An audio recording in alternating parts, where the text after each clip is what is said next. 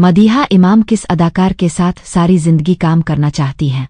कराची, मरूफ अदाकारा मदीहा इमाम ने इंकिशाफ किया है कि अगर उन्हें जिंदगी भर किसी एक अदाकार के साथ काम करने का मौका मिले तो वो फैसल कुरैशी के साथ काम करना पसंद करेगी।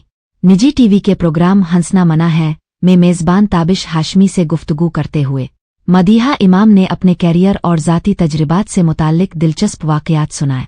उन्होंने तरकिये के एक यादगार वाक़ये का जिक्र करते हुए बताया कि वो पहली बार वहाँ काम के सिलसिले में गई। हलाल खानों के हवाले से खदशात के बाइस ज़्यादा वक्त होटल में गुजारा। ताहम वालिदा के इसरार पर वापसी से एक दिन कबल घूमने निकले। अदाकारा के मुताबिक उन्होंने एक ठेले से फ्रूट चाट खरीदी और जब तरकश करेंसी में अदायगी की तो फ्रूट फरोश गुस्से में आ गया और सिक्योरिटी गार्ड को बिला लिया। चूंकि मदीहा को तरकश जुबान नहीं आती थी, वो मामला समझने से कासिर रही। बादअज़ा मालूम हुआ कि उनके पास मौजूद करेंसी जाली थी जो वो पाकिस्तान से तब्दील करवा कर ले गई थी। इस मौका पर उनके वैगन ड्राइवर ने सूरत हाल संभाली और अदायगी की।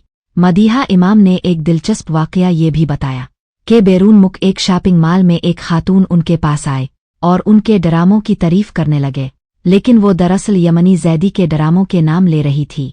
मदीहा के मुताबिक मुझे लगा शायद मेरी याददाश्त चली गई है क्योंकि वो तमाम ड्रामे मेरे नहीं थे।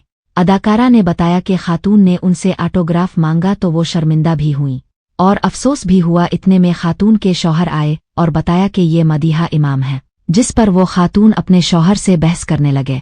मदीहा ने मुस्कुराते हुए कहा कि आखिरकार मैंने उन्हें ऑटोग्राफ दिया, जिस पर सिर्फ लव लिखा लेकिन अपना नाम नहीं लिखा।